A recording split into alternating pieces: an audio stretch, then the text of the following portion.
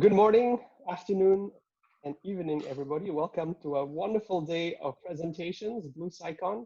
Steve, I'm extremely excited and proud to introduce you to the YSC 2020 cohort. They've been really busting their tail off all summer, working on their respective projects in science and science communication, while at the same time participating in all the workshops and seminars that we had planned for them. So as you know, the YSP program is kind of more intense than usual scientific internships in the sense that they have to work a lot on science communication as well as in ethics, and have been responding to the call marvelously. So I'm so proud to be able to introduce you to them. It's amazing the amount of work that they've put into this program. And for all of you in the cohort, I'm delighted to introduce you to Steve Smith, who will do a wonderful job introducing himself in his wonderful presentation. Steve, I know you're an extremely busy person, and I can't be more grateful that you're taking your morning to spend with us today. The floor is yours. Okay, well, thank you. Well, good day to everyone.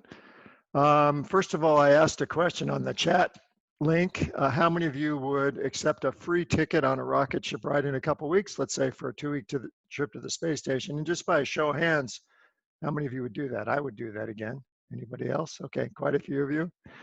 Great. Just to be clear, I actually don't have those tickets. Sanjoy and I discussed purchasing them, but they're still very expensive. I think the last ticket that the United States bought from the Russians was $92 million. So it remains to be seen how much Blue Origin and Boeing and SpaceX will charge tourists. I think it's going to be in the tens of millions, like 20 or 30 million, but we'll see. Before we start, just a couple or three things to mention. First of all, congratulations on being part of this very selective program. I'm very grateful that you're doing the program, because basically the work that all of us are doing is trying to make the world a better place. We're trying to gather information to make our lives on Earth better. And so I'm so grateful as a citizen of the world that you're doing this. And you know, you really deserve big congratulations. I know of no other program in existence that really develops such an all-round math, science, engineer mind. So you're very lucky also to be part of this program. The second thing I'll mention is, you know, these COVID times are pretty lousy. I was really having a tough time the first couple of months or so, trying to figure out my way. But what I would encourage you to do during the remainder of the time, as we hopefully wind this thing down in the coming months, is to look at it as an incredible opportunity to try different things, to make yourself a better person, and to come out at the end of it a totally different person that you entered. I'm going to look back on this with some painful memories, because it has been very difficult in parts of our family. But also, I think the Steve Smith that comes out of it will be a much stronger and much more resilient and much more focused person that entered into it. And of course, along the way, I would encourage you to follow the advice of the professionals in terms of making sure you're getting enough sleep, that you have a set schedule every day, that you get enough exercise and eat well, all those things to take care of yourself. But also along the way, I would encourage you to find some time to yourself so that you can kind of recharge your batteries. I think everyone needs to do that. Even in a crowded spaceship, we found that occasionally you'd have to float up into the corner and just have some of your own time, potentially reading or doing email, and the other crew members would honor that. And so it really is important to find some time to recharge your batteries. Having said that, though, I would encourage you not to socially distance yourself. It's unfortunate that we've kind of used that term to suggest staying 2 meters apart or 6 feet apart, when it's really physical distancing that we really need to do. But certainly don't isolate yourself. Make sure you stay well connected. And then the final thing I'll say, and I have children that are your ages. In fact, one is a graduate of the program you're in. Is to make sure you take care of your spiritual state.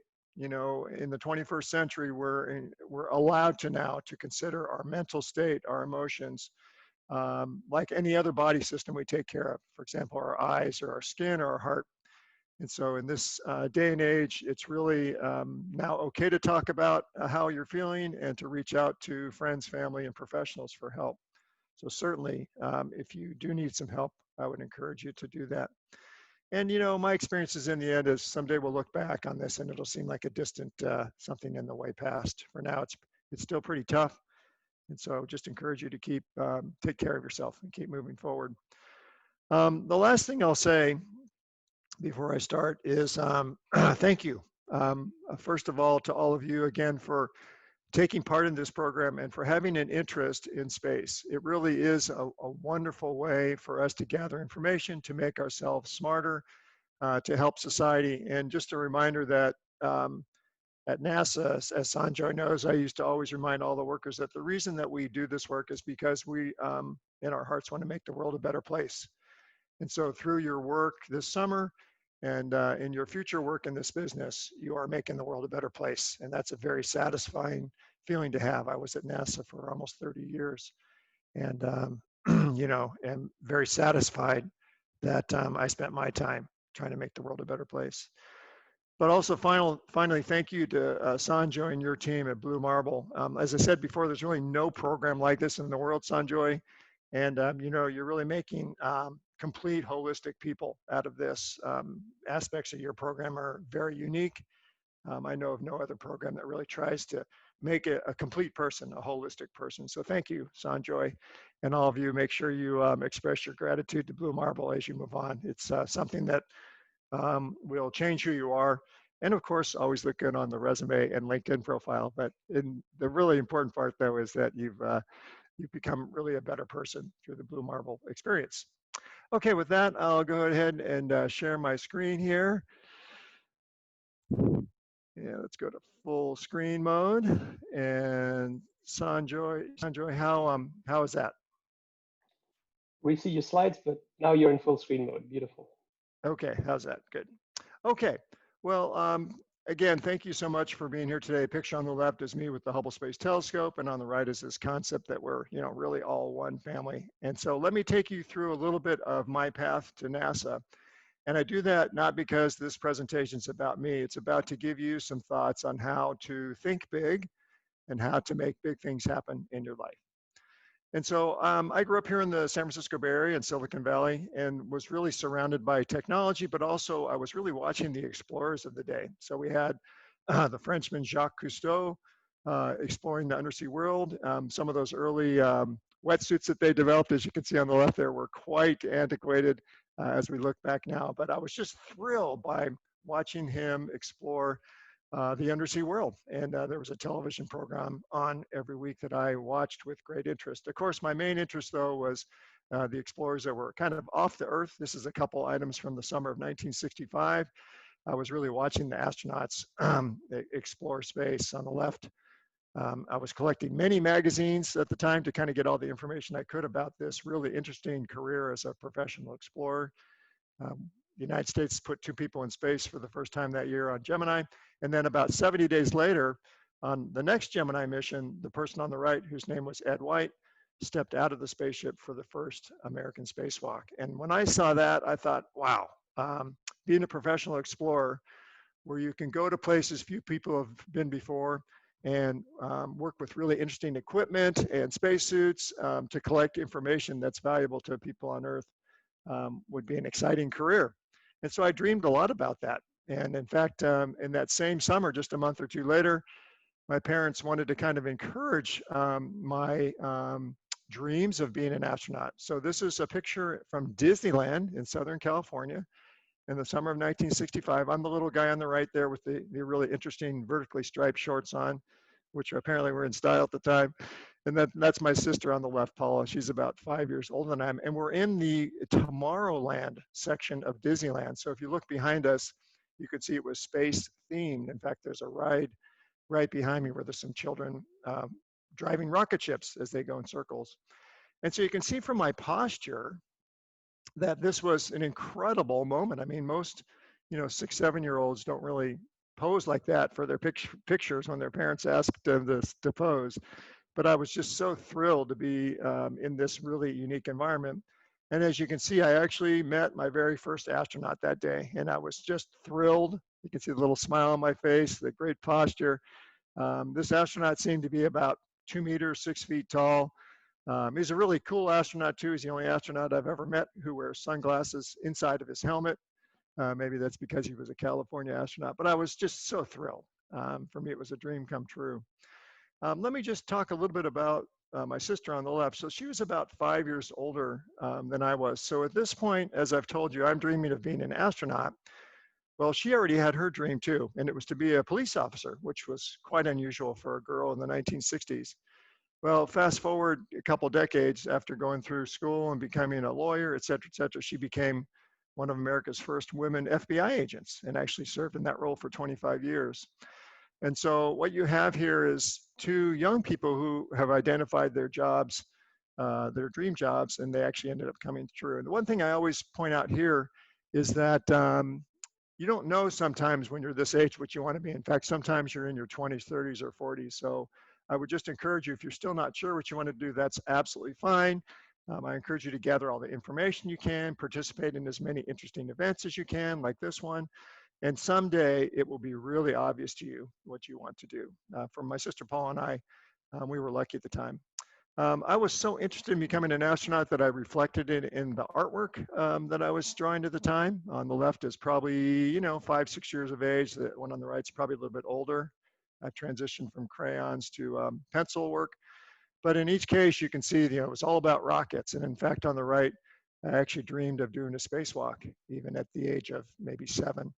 I have no idea why I put red shoes on the astronaut there. Astronauts usually don't wear red shoes, but it's still a little bit of a mystery. But you'll notice that on my face, on that right picture, if you look very closely inside the helmet, I've got this giant smile on my face. And that's because what you're looking for in the career that you pursue is this great joy. Because if you love what you're doing, the days will go by very quickly, and many times it won't even seem like work. So look for that job in your future that brings you great joy. I think Sanjoy and I both would say that that is just so important. So as I went through elementary school, I dreamed of this. High school, I went on to college, got a couple technical degrees. The school I was at had an airport, so I learned to fly airplanes.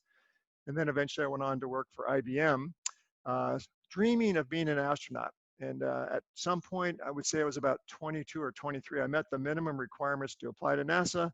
So I sent an astronaut application into them, and they sent this letter back a couple months later. And if you'll notice, the second paragraph starts off with the words, "I regret to inform you that you were not selected." So it was really a gut punch, because here I am at the age of 22 or 23, having been dreaming about that job for so long. And they don't tell you why you're rejected. They just say, "We don't want you." And so, of course, I was crushed by that.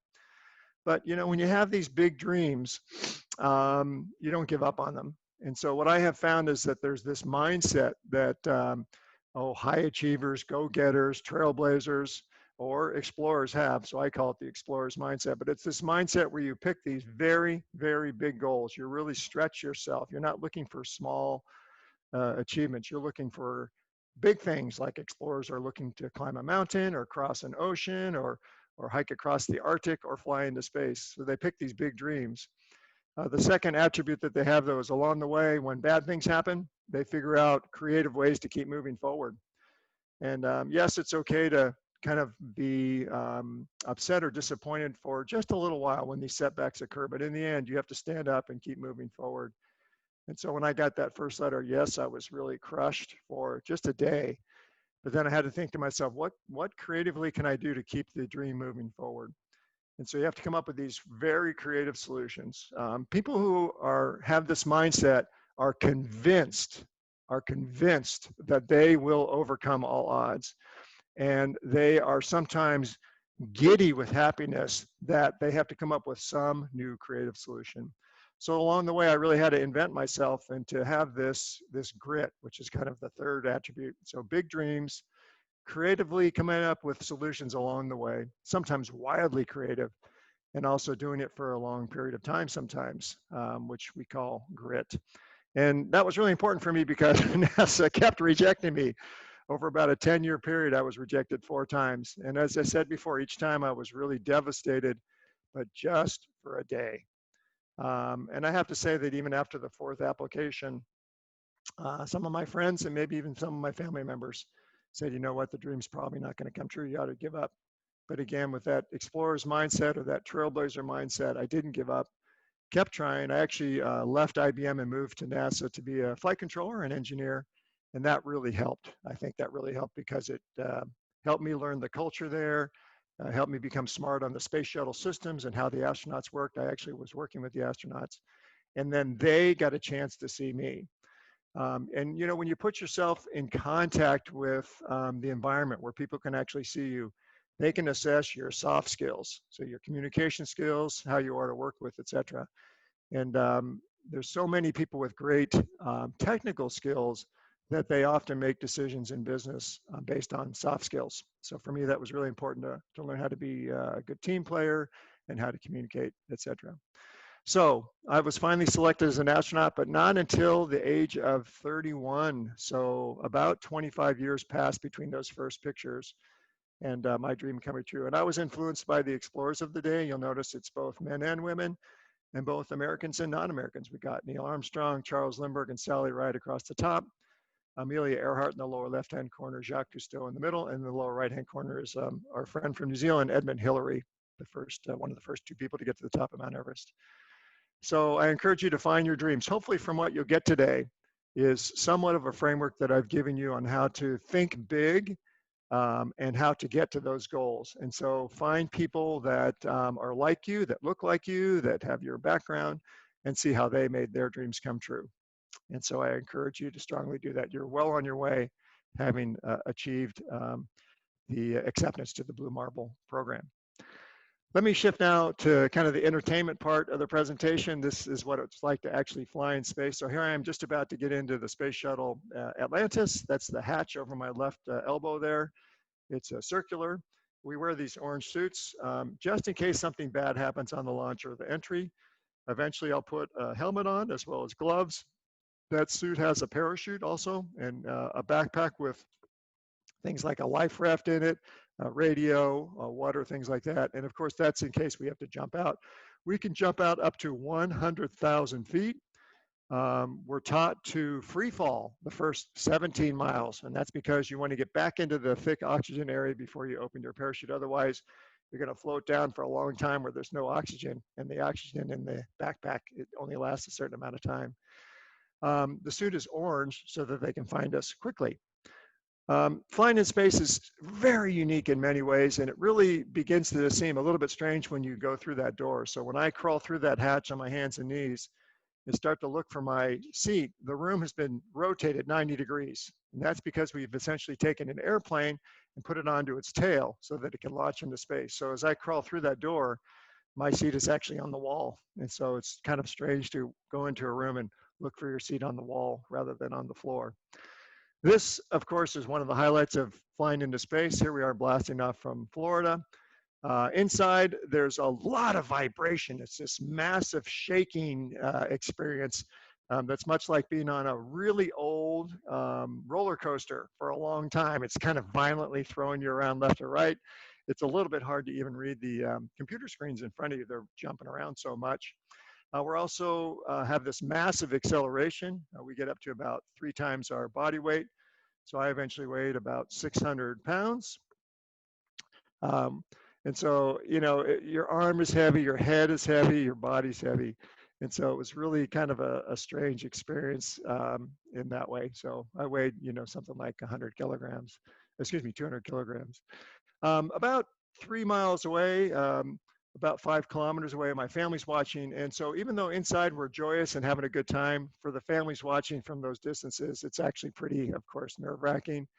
They're the ones that have to live with the result if anything bad happens. So they're you know, really stressed at this time, just hoping the thing doesn't blow up, frankly. And so for that reason, since they're the ones that really carry the burden of the risks, we consider them the heroes of the space program, not the people inside the spaceship. So the first 2 minutes we're on the solid rocket boosters. They come off and of course come back down to the ocean. And then the next 6 minutes we're using liquid hydrogen and liquid oxygen from the big orange tank to run the 3 engines. They're at the back of the space shuttle. It took 5 million people hours, by the way, to build the space shuttle. At this point, as we leave the launch pad, we're using about 5 metric tons of solid propellant from the solid rocket boosters and about 1,000 gallons of fuel every second with the main engines. The main engines, by the way, are at 6,000 degrees Fahrenheit, which is higher than the boiling temperature of iron. So obviously we use exotic metals back there in the engine. And we do that so we can get to this place. So here I am in the space station, free floating. Zero gravity is a very magical place to be. You can see I'm not wearing shoes because, of course, we don't have to walk in space. We're just floating everywhere. You'll notice I have 2 watches on, and you've also seen, of course, that I'm floating. The reason we have 2 watches is because we're going so fast, it gets very confusing what time it is back on Earth where our families are. In fact, we're going so fast, we go around the world in 90 minutes. So in every day, we go around the Earth in 16 times, and we see 16 sunrises and 16 sunsets every 24 hours. It's very confusing. It's daylight for 45 minutes, then it's dark for 45 minutes, then it's day, night, over and over. The sun's going up and down and up and down. It's this really strange life. So it gets quite confusing on your circadian rhythms and your mind. And so we were 1 watch that keeps us cognizant of what our families are doing in any moment. And then the 2nd watch, the silver and gold watch, was set on mission elapsed time, which I basically started when we launched. And that's the time that we use to follow a schedule. Just to my left, down towards the bottom, you'll see a toolkit that's kind of Velcro to the wall. You'll notice there's Velcro on my pants there. Again, since everything's floating, it's just this really strange life. A couple strange things that happened in space. Besides floating around and traveling at Mach 25 times the speed of sound, is that you don't feel too good at the beginning. And that's because your body was designed by some greater force to live in one gravity. And all of a sudden you remove that. Everything inside your body kind of starts floating around. Your stomach's floating around. The fluid in your ears is kind of not where it's supposed to be. And of course, that fluid in the bones in your ears are what gives you your balance. And so we get sick. About 70 to 80% of the astronauts start vomiting and have nausea. 93 minutes into my first flight, I threw up for the first time. We have no way of predicting who's going to get sick and who's not, so it's kind of dramatic. That first 93 minutes, I kept wondering if I was going to be one of the lucky ones or unlucky ones. Anyway, that was the first time I threw up on my first flight, and I probably threw up about 100 times on my 4 flights. So it's really a strange feeling to have a job that you love, but that makes you sick.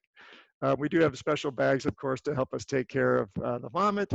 And, you know, your body recovers. We have medicines called Phenegrin is the main one we take to help our stomachs settle down. But we do feel better after a day or 2.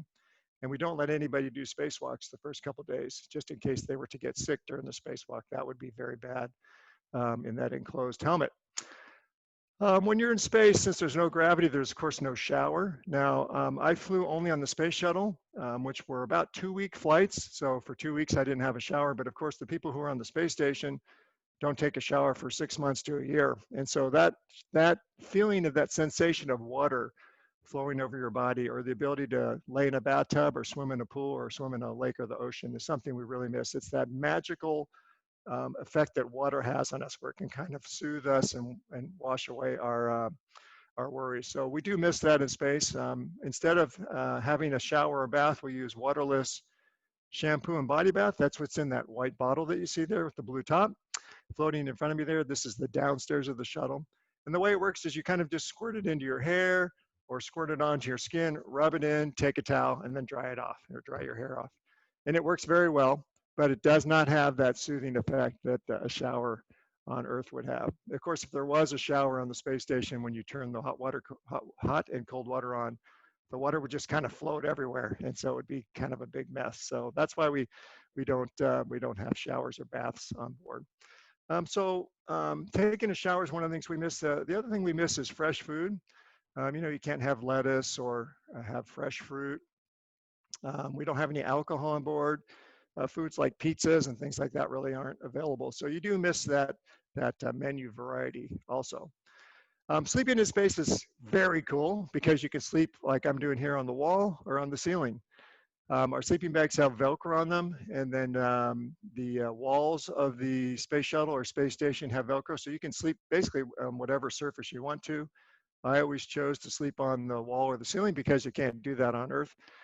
As you go to sleep in your sleeping bag, there's a couple of things you have to think about. The first is what are you going to do with your arms? Because if you leave them outside the sleeping bag, as you fall asleep, your arms will kind of just start floating around all night, and it's really quite strange to kind of see your arms passing each other in the night when you wake up. And so I haven't fallen asleep here, but I always put my arms inside my sleeping bag so they wouldn't float around all night. The other thing that floats around, of course, is your head. There's no gravity to keep your head up against the pillow. So we also have seatbelts for our helmet, our heads. So you can see if you look closely, I have a seatbelt across my head there, this blue thing right here. Some of the astronauts don't put that on and they're able to sleep all night while their head kind of bounces around. But again, I couldn't do that. You'll notice on the wall on the right, by the way, there's a couple laptop computers. There's a notebook down here. There's a drink bag. This is someone's private kit of pens and pencils. But also in the upper right-hand corner, you'll notice a Rubik's Cube Velcroed to the wall. Sleeping in space is a little bit hard to do because you're excited about being there. And I think we're conditioned to have that feeling of the mattress against our side or our stomach or our back, and also the weight of the blankets. So I found it a little bit hard to sleep the first flight, but eventually I got better at it. My favorite thing to do is to go outside the spaceship in my own spacesuit. So here you see me with the Hubble Space Telescope. That's the west coast of Australia we're flying over. You can see the space shuttle's airlock in the foreground, and that white cylindrical object coming from the upper right-hand corner is the robotic arm from the space shuttle. I'm attaching something to that. Now you'll notice I'm wearing the white suit. So this is not the orange suit. This white suit is called our extravehicular mobility unit, and it's basically the spacewalking suit. It weighs 150 kilograms, 300 pounds on the Earth, but of course in space, it just has the mass. And so when I put that on, using pounds as the unit, I weigh 200 pounds, the spacesuit weighs 300 pounds, so together we weigh 500 pounds. And on Earth, when I would put that suit on, I'd actually have to have a crane holding me up to kind of get used to the suit and to be able to move around the laboratory. Well, in space, you don't have that, of course. And I felt like a 500-pound ballerina up there, just being able to just touch something and just kind of fly across. So it's really a fantastic feeling to be doing a spacewalk in this giant suit. It is completely self-contained, so it's like being in your own spaceship. The only thing attached to us is a steel cable. You can see it off my right hip there. That cable's there to take care of us if we start to float away by accident. If we lose our grip, for example, we can use it like a mountain climber and pull ourselves back. But the suit is totally self-contained with oxygen systems, radio, heating, cooling, etc. As we go around the Earth every 90 minutes, we go through about a 400-degree Fahrenheit swing. So on the sunny side of the Earth, we're in about a 200-degree Fahrenheit environment because of the sun. And just 45 minutes later, when we're in the shadow of the Earth, we're at minus 200 degrees. So that's a 400-degree swing every 45 minutes. And the suit is amazing. The cooling and heating system keeps our temperature very neutral. You don't really notice those temperature changes. There are 13 layers of materials, by the way, to take care of things like the thermal environment we're in, but also to take care of any micrometeorites that might hit us. So one of the layers is Kevlar, which is used for bulletproof vests. Now, there's nowhere on Earth where we can practice flying in space in zero gravity, except for two places. One is an airplane that goes in parabolas. You may have heard of that. It's called the vomit comet because it upsets people's stomach, and you can only get about 15 seconds of space experience. And that's really to teach you skills, what it's like to be inside of the spaceship, inside the space station or the shuttle. But to practice spacewalks, we go to this second facility. It's a giant pool. This one happens to be in Houston, Texas. It's called the Neutral Buoyancy Lab. It's 16 million gallons, 40 feet deep, about 15 meters deep. And we practice our spacewalks there. So you can see we put pretend spaceships in the water. That's the space station in the upper left-hand corner. In the lower center is a pretend Hubble Space Telescope. We put on pretend spacesuits and we go in the water for 6, 7, 8 hours at a time to practice the spacewalks over and over again, so that we're really meticulously prepared to do our job in space. For example, on the Hubble Space Telescope missions, the first time I went to Hubble, I had never seen the Hubble Space Telescope before in my life, yet I was asked to fix it. And so the only way we can do that is to use pretend spaceships on the ground. We had one in the water, as you see here, and then we had another one that was on dry land that was much higher fidelity. So the combination of those trainings helped me fix the Hubble Space Telescope without ever having actually seen it before in my life. So the pool is very accurate. It prepares you well. There's two drawbacks to practicing in the water. One is the drag. So if you're moving a large object in the water, although it's floating, you have to move it against the resistance of the water. And that's very inaccurate, of course. In space, there's no resistance, so you can just kind of move something. The other thing about practicing in the pool is when you go upside down to practice a task that you will do upside down in space, in the pool, the blood runs to your head and it's very painful. In space, it's a delight to do the same task and not have that sensation of the blood rushing to your head. but it prepares you well. Here I am with Hubble again. You can see the Earth's reflection in my visor. You'll notice on each side of my head is kind of a box. Those are lights. And of course, those are there because we do half of our work in the dark. You notice on my right wrist where I've got the thumb up right here, you'll notice there's a mirror. There's also a mirror on my left wrist that's a little bit harder to see. And the reason we have mirrors on our wrist is because we actually can't see the control panel on the front of the suit. And that's just because of the design with the neck ring right here by your chin. You actually can't see the controls on your little spaceship. So you use the mirrors to access and change the controls. You use one mirror to kind of look and find the display or the switch, and then you use the other hand to go ahead and make the change. Because we're using mirrors, all of the words on the control panel are written backwards so that when we look at them in the mirror, they are easy to read. We do wear diapers during the spacewalk, so if you're interested in being an astronaut, that comes with the job.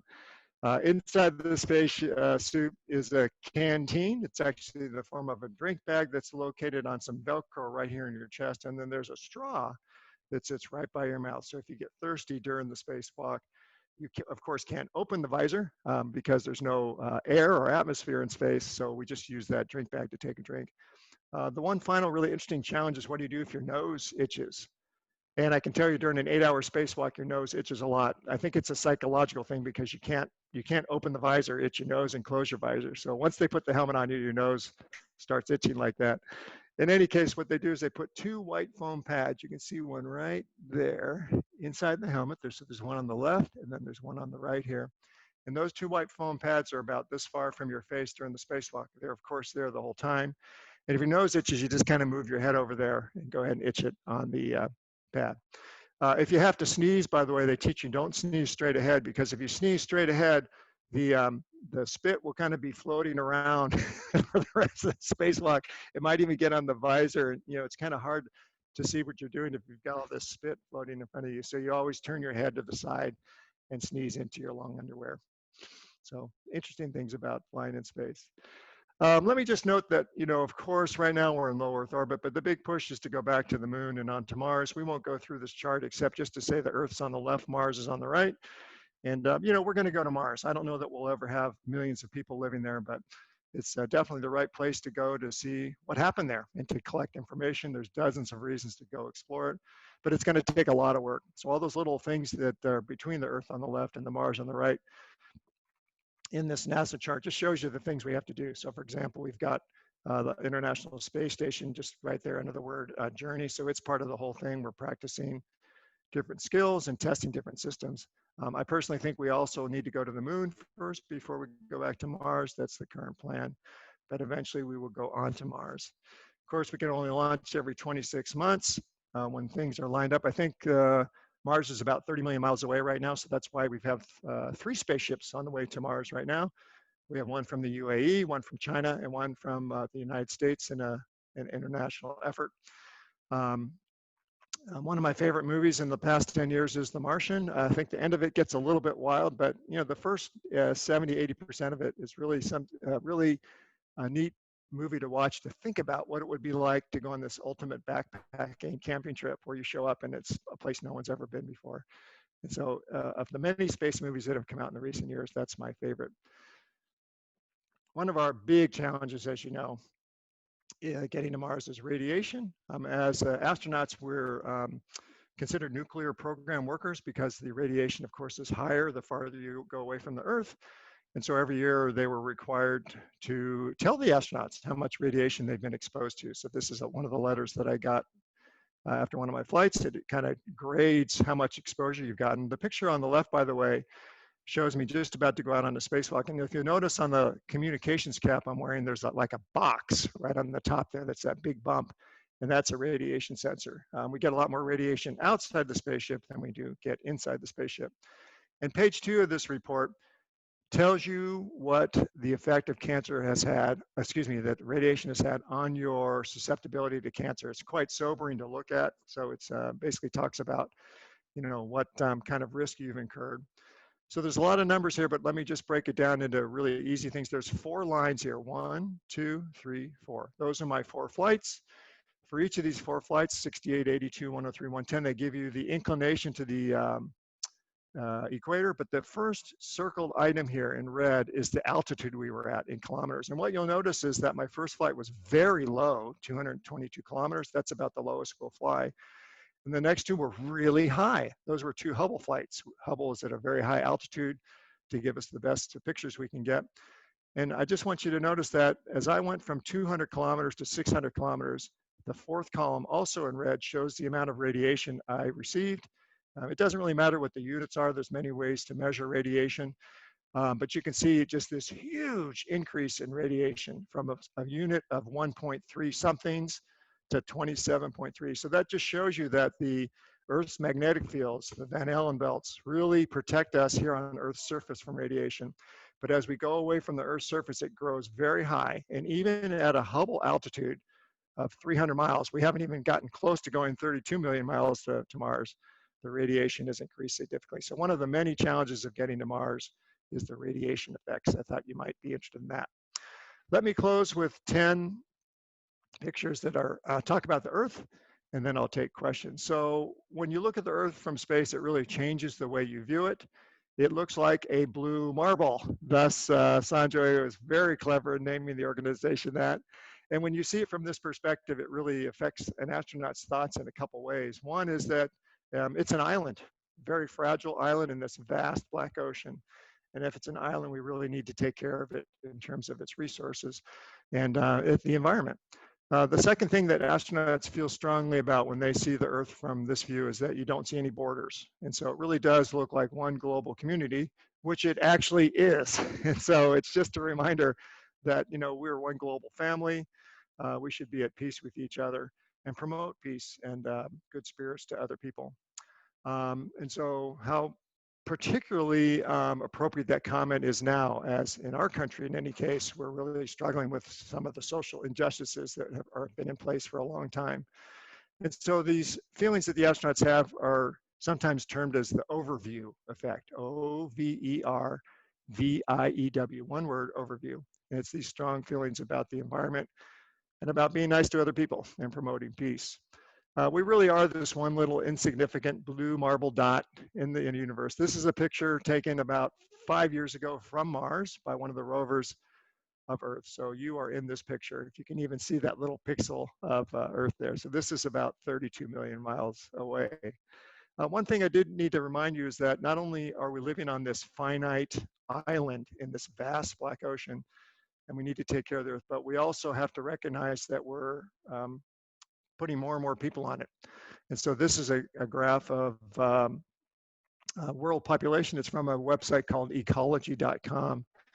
And if you read this steep curve on the right, if you were to analyze it, it says we're adding 2 people per second to the population of the Earth. So we really need to think about what we're doing with the Earth. It's absolutely spectacular in space. I showed you an earlier picture of a volcano in Russia. Another beautiful volcano picture. This is a picture of some glaciers. This happens to be in Patagonia. It's the Uppsala Glacier.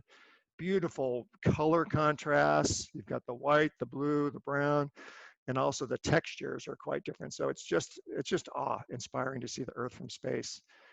Gorgeous patterns we see. This is the Bahamas in the upper left-hand corner. On the lower right is a dry salt lake bed in Australia. Really beautiful colors and patterns. This is my favorite picture from the last few years. This is a lake in the Himalayas, just starting to freeze over. And it's just stunning to me, the contrast between the colors and the beauty of both the browns and the blues. However, sometimes when we look from space, we do see the impacts of humans on the Earth's surface. And so when you see things like this, clearly they aren't natural. Something's definitely going on. This are salt ponds in Spain on the left and a racetrack called the Nardo Ring in northern Italy. And so let me talk now about how we influence the Earth. I'd like you to ponder what this strange thing is. Some of you probably have already recognized it, especially because of the age group that you're in. This is Burning Man last year in the desert, not too far from where Sanjay and I are now. This big music festival, and you can just see the pattern of the streets that have been laid out there. So this is a joyous moment. However, we also see patterns that sometimes are of things that are not joyous. So this is a refugee camp in northern Jordan, just south of the Syrian border. And so this is the refugee camp that was established there. They've used white stones to kind of establish a surface for the white tents to be pitched on. So again, humans definitely, in fact, what the Earth looks like. When we search for energy, we put certain patterns on the Earth too. These are oil fields in West Texas. So the white lines are the roads, of course, and then the white circles are the drill pads where the platforms are actually located. So here, of course, we're digging into the Earth, pulling up this very thick black stuff that we use to burn, to power things, and is not very good for the Earth, of course. But there are alternatives. So this is another way to collect energy. These are windmills in the North Sea, right out in the water there, generating electricity, of course, with an abundant resource and doing it without polluting. We can also collect power, of course, from the sun. And so these are some massive solar arrays at the Topaz Solar Farm in Southern California. Let me close with 5 slides about showing the Earth at the same place, about 20 to 30 years apart. So on the left is a picture from 20 or 30 years ago, and then the same place on the Earth now, just to show you how we do influence what the Earth looks like. This is the Persian Gulf on the left. There is evidence even back 30 or 40 years ago that there's humans there. You can see some streets, and you can see the harbor down here in the lower left-hand corner. But now you see these interesting patterns that extend out in the water. These are human-made islands. So as the population grows, people trying to build more places for people to live. So these are called the Palm Islands that they've developed there. This is a mining operation in Argentina. On the left, you can see the beautiful Andes Mountains back in 1975. And on the right, the exact same place now is pretty heavily scarred as they look for, I think it's zinc or silver in this region. So you can see these water collection basins that probably have some pretty nasty water in them. This is deforestation, of course, a huge concern, has been for decades. Right now, it's a big issue in Brazil, for example. This is Bolivia on the left, 1975. You can see mostly it was the rainforest. So as we look down, we see the tops of the trees. But on the right, you can see now they've cut the trees down for fuel or to establish farming land or to raise cattle. And a very unfortunate situation. So this is one of the more dramatic photos. This is looking for water and growing crops. Saudi Arabia, 1986 on the left, the desert's pretty pristine. And then years later in 2004, you have these green dots. And this is where they've brought water to the surface. And they have sprinklers that go in circles to aerate the land. And so they are growing crops here. Again, that's to support population growth. Sometimes we don't manage water very well. This is the Aral Sea in Russia. On the left, you can see it was even suffering years and decades ago. You can see its ancient seashores are far away from the water, and on the right, it's basically gone. So this is an example of taking more water out of a body of water than's coming in, which results in the disappearance of that body of water. Finally, I'll just note that urbanization is a big trend in the world. I think in the United States, it's around 45% of people live in cities now. And so as cities grow, of course, a lot of things happen. Social injustice gets worse, et cetera, but also it affects the land. And so you see here, this is the city of Las Vegas. So this is a common phenomenon around the world. It was quite small years ago.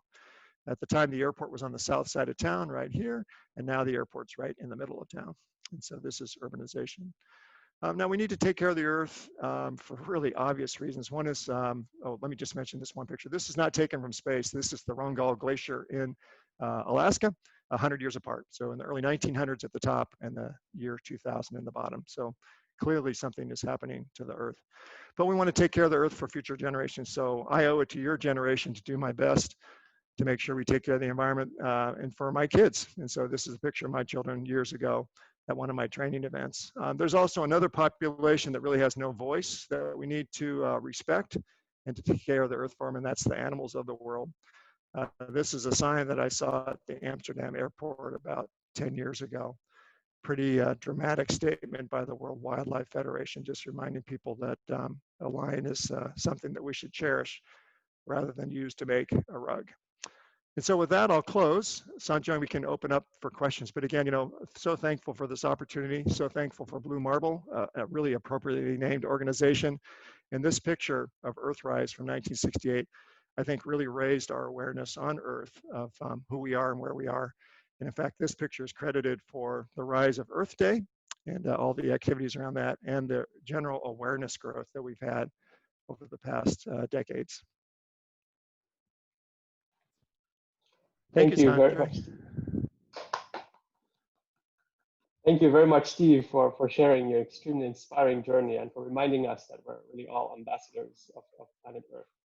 So if you have your question, please go ahead and turn on your camera and raise your hand, and we'll go from there. I can start things off if I don't see any. I'm really disappointed, Steve, that you don't have the mustache anymore. It looks really good. But I was wondering, how does one, or if you have any problems like shaving in space? I imagine that would have a bit of a problem. Yes, yeah, there's kind of three things to think about. One is haircuts, the second is shaving, and the third is brushing your teeth. For haircuts, we tend to get our haircut before we go, but when we do cut our hair in space, we have a vacuum cleaner that's kind of attached to the shaving device, or if we're cutting a woman's hair, we've got the vacuum cleaner right by their hair, so we try and grab it like that. But cutting your hair before you go is a good idea. Shaving, we, of course, once we take the razor through the surface, or potentially, for example, on our legs, you can't really wash the razor off. So you just take it against a towel and try and get it somewhat clean. But what we find is we can't use the razors very often, very long. You know, on Earth, you can use a razor for a month, but in space, you really can only use it for a few days. So unfortunately, we have to use disposables. What we also find is that the men often use a electric razor, even though they don't do that on Earth. It doesn't quite get as much depth as a straight edge does, or a twin blade. And then they'll take the vacuum cleaner and put it up to the electric razor to kind of get all the whiskers out. In terms of brushing your teeth, we are allowed to select our own brand toothpaste. So you do take the brand toothpaste you're interested in. You take the water pistol. We have a little water pistol on board, and you can kind of squirt some water onto your toothbrush with a towel behind it. Put the toothpaste on, brush your teeth, and of course the big issue is, what do you do when you're done brushing? And there's two options. One is to swallow the toothpaste, which is not recommended because it kind of can upset your stomach. So usually we just spit into a towel. And so you have like your toothpaste towel that you use for a week or two. And then when you're done with that, you either send it back to Earth or it's thrown into the trash. So many things we take for granted on Earth. Yeah, well, we didn't even talk about using the bathroom either, so that's the fourth one. The answer there is very carefully. You be very careful. We use a vacuum flow instead of gravity.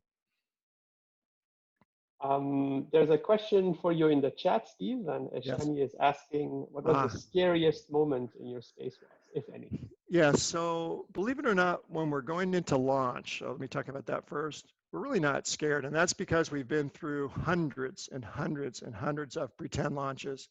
And you might find it hard to believe, but that practice makes us much less scared, if at all, on the launches. I think on the launches, you're very anxious because you don't want a mistake. And of course, you're worried about the impacts if something happens to you. But believe it or not, it's much more terrifying for the families than it is for us inside the spaceship.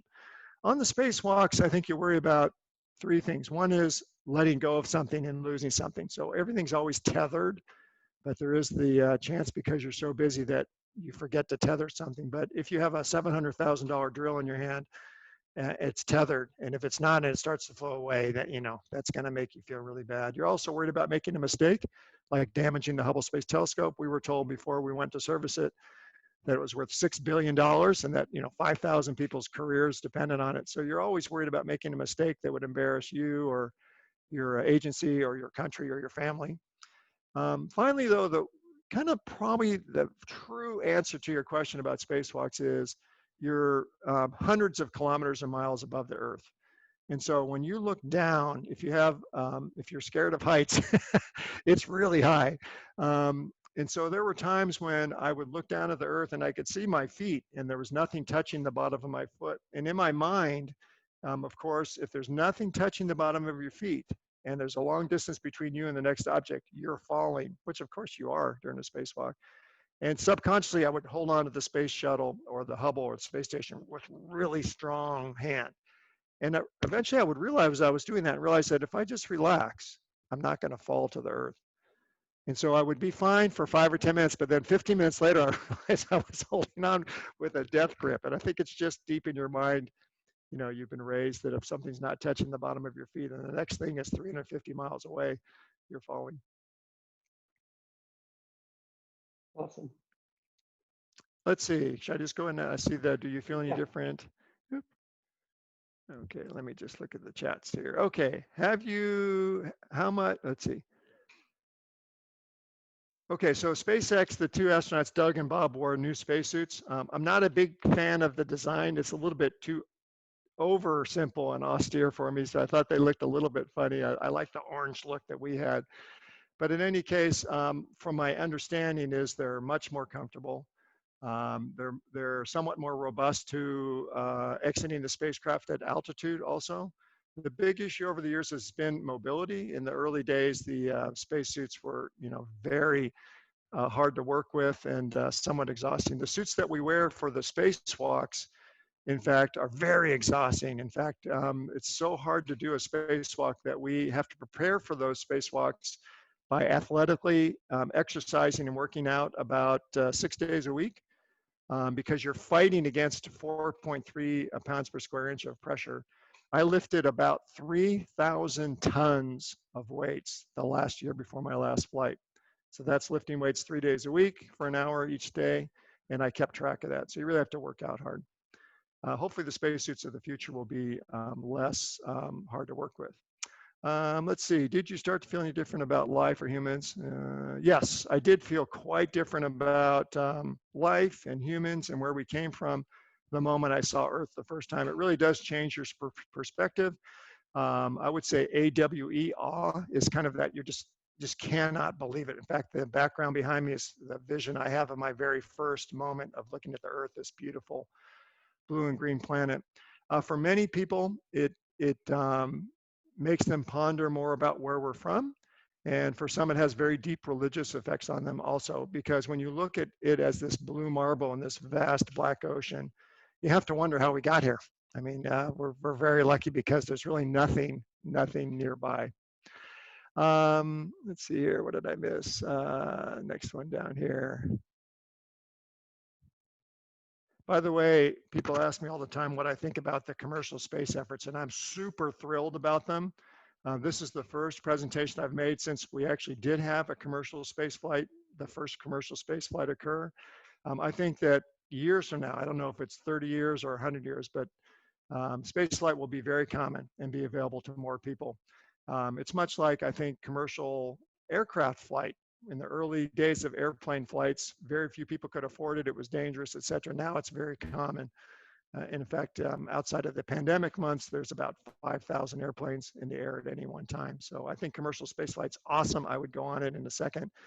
And I think it'll be very common to people in the future. That's kind of why I asked you that question at the beginning. In terms of what I was thinking about seconds away before launch, you can imagine sitting in a rocket ship for an hour and a half. You're strapped into your seat. It's not like you can get up and walk around. You can't watch television or listen to your iPod or anything. And so you do have a lot of time to think. I split the time between three things. One is I did fall asleep, believe it or not. The second, third, and fourth flights, it's kind of exhausting getting prepared. And, I actually was able to rest a little bit. The second is you go through the emergency procedures and what your job is for the 8.5-minute ride to space. And the third is you think about your family and what they're doing at that exact moment. I actually told my wife at specific points in the countdown, let's think about each other. So at L-20 minutes, let's just really think about each other and where we are and how grateful we are for all the things we have. And then at 10 minutes, and then at 8 minutes, and then at 30 seconds. When it gets down below, 2 minutes or a minute, you don't have any choice of leaving. So it's going to happen. And for me, it was all about being prepared to absorb the experience. The first flight, it all happened so fast, you don't really absorb it. But the second, third, and fourth flights, I really had a chance to kind of absorb what was happening in flight and feel the vehicle and feel what it was like to accelerate to 7 times the speed of a bullet. So, and you're so well prepared at that point, you're not really scared. You're anxious, but not scared. Let's see. So on the ISS, we have so much of it now is controlled by computers, but it is a place that needs a lot of maintenance. So I actually could not stay on the space station very long because I'm tall. And so at the time that I was on the space station, well, until today even really, the spaceships that are there are small capsules, and they were Russian capsules until recently. And the Russian capsules were designed for Russian people back in the 1950s, and their society is a little bit shorter than my society. And so I actually was too tall to fit into a Russian spacecraft. So the people on the space station need a way of getting home, and if it's only Russian spacecraft, I wouldn't have fit. So the only spacecraft I could fly on was the shuttle. So I've not been able to go into space the last 10 years because all the spaceships were too small. Now, once you're on the space station, though, it's a lot of maintenance. So you're cleaning filters, repairing equipment. We had a couple internal failures on one of my space shuttle flights. So we had a spare electrical box that we had to take out and put a new one in. And so we're trying to, of course, for future spaceships, reduce the amount of maintenance because we want the astronauts to be able to do science, right? And so we're moving towards that. Let's see, I'll keep going here. Okay. Perhaps time for one more question, Steve. We have a full day of presentations ahead of us. Yeah, you bet. Yep. So the question was, how tedious is to kind of get your spacesuit together for the next spacewalk? Actually, not too much. We had to recharge the batteries. We had to recharge the system that takes the CO2 out, and we have a special machine. So we take out the canister that does that for us from the spacesuit, put it into a machine that bakes it out and makes it good again for the next spacewalk. So then we put the battery and the CO2 scrubber back into the spacesuit. You want the spacesuit to dry out, and so you're kind of just letting it hang on the wall there. So there's really not much to do between spacewalks. With that, Sanjoy, can I make a couple closing comments? One is, again, you all should be so proud of what you're doing, working with Blue Marble. You will be a better person for this experience. I thank you for spending your time on a really noble effort. I mean, none of us will get rich in the astronaut or space program, but we will become enriched, and we are doing things to make the world a better place, to help save the Earth, frankly, and also to promote peace. So with that, I thank you for that too. And again, thank you, Sanjoy, for your efforts to have such an amazing program, I guess there is one more thing to say, and that is that, on your journey in life to find your calling, I don't believe that you're born with a calling. I think that you spend your early years trying to decide what is best for you. And perhaps you've found it already.